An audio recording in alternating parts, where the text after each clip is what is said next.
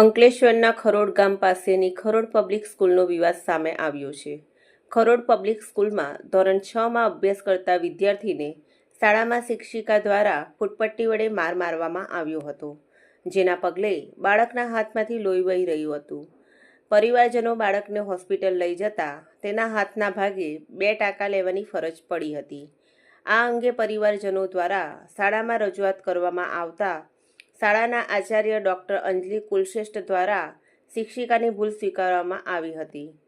આચાર્ય દ્વારા જણાવવામાં આવ્યું હતું કે વિદ્યાર્થી ક્લાસમાં ખૂબ જ તોફાન કરી રહ્યો હતો, તેને ડરાવવા જતાં શિક્ષિકા દ્વારા ફૂટપટ્ટી વાગી ગઈ હતી. જોકે ક્લાસમાં ફૂટપટ્ટી લઈ જવાની મનાઈ છે, પરંતુ શિક્ષિકા શાળામાં નવા હોવાથી તેમને ખ્યાલ ન રહ્યો માટે આ ઘટના બની છે. ભવિષ્યમાં આવી ઘટના ન બને એનું ધ્યાન રાખવામાં આવશે. जो आपके स्कूल में भी घटना बनी टीचर को लेकर, क्या कहना चाहिए? मैं उसमें ये कहना चाहूँगी, मैंने सबसे पहले ही टीचर की गलती मान ली, टीचर ने गलत किया. हालांकि हमारे इंस्ट्रक्शंस हमेशा हर मीटिंग में ये होते हैं कि बच्चे के ऊपर हाथ नहीं उठाना है बिल्कुल.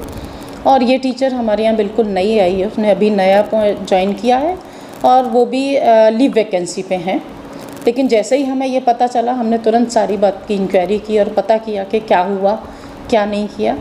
हालांकि उन्होंने बहुत ज़ोर से नहीं मारा था, बाई चांस बच्चे का हाथ ऐसा हुआ, लेकिन फिर भी गलत था, उनके हाथ में स्किल नहीं होना चाहिए था, वो बात हम मानते हैं. और ये स्कूल में मुझे भी ज्वाइन किए हुए 15 साल हो गए हैं. ये मेरी वाइस प्रिंसिपल हैं, ये वाइस प्रिंसिपल हैं हमारी. ये तो जब से स्कूल शुरू हुआ है तब से है. आज तक ऐसा कभी कोई बनाव नहीं हुआ है कि बच्चों को मारा गया हो या बच्चों को कुछ ऐसे फिज़िकली हर्ट किया हो या खून निकला हो. इवन हमारे यहाँ तो बच्चे थोड़े से भी बीमार पड़ते हैं तो हम लोग तो तुरंत ही पेरेंट्स को भी बुलाते हैं, और अगर ज़्यादा प्रॉब्लम होता है तो हम तुरंत हॉस्पिटल बगल में है, हम वहाँ लेके जाते हैं. ऐसा कुछ भी नहीं है. और इतने सालों से अगर हम यहाँ काम कर रहे हैं और हमारा काम ही यही है, तो हमारा ध्यान रखना हमारा फ़र्ज़ बनता है बच्चों का. और जैसे ही पेरेंट्स आए, मैंने तो तुरंत गलती मान ली थी कि टीचर ने गलत किया है. मैं उससे पहले ही बच्चों से भी इंक्वायरी कर चुकी थी, और आज के बाद फिर दोबारा हम और बहुत ध्यान रखेंगे हमारी तरफ से कि कोई भी टीचर क्लास में स्केल ना ले या कुछ भी ऐसा ना करे. और बार बार कहने के बावजूद अगर कोई टीचर गलती करते, क्योंकि वो नई थी तो उसको इतने रूल्स यहाँ के शायद नहीं पता होंगे, ये हो सकता है. बट मैं टीचर का कहना ऐसा है कि वो घटना करीब दोपहर में बनी हुई थी. वो उस समय स्कूल की छुट्टी होने वाली थी, बिल्कुल बेल बज चुकी थी और बसेस लगी हुई थी. उसी समय मुझे पता चला इस बात का कि उसके चोट लगी है, लेकिन क्योंकि इतनी ज़ोर से, मतलब उस समय खून नहीं, हालांकि पेरेंट्स का कहना है कि खून निकला था, उस समय नहीं था, तो मैंने ड्रेसिंग करवा दी थी.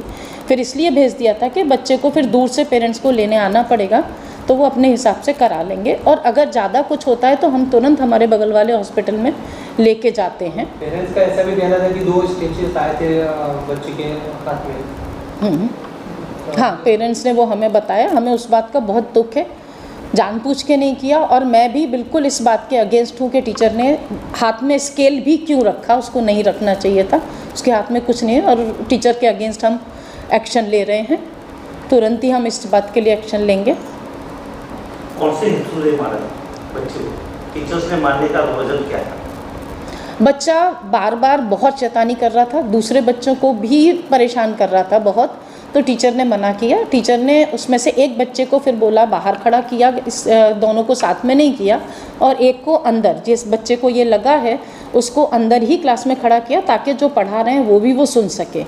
लेकिन उसमें भी उसने कबर्ड में से और चीज़ें निकाल के दूसरे की तरफ फेंकने का शुरू किया. तो टीचर उसके पास डराने के लिए गई उसको कि भाई तू ऐसा क्यों कर रहा है, मैं मारूंगी. तो उस डराने में ही शायद बच्चे ने हाथ किया, या टीचर ने, एग्जैक्टली तो मैं भी नहीं कह सकती कि टीचर ने मारा या क्या है, पर पेरेंट्स का कहना है. तो हमारी गलती ये है कि टीचर के हाथ में स्केल था, वही बहुत बड़ी गलती है.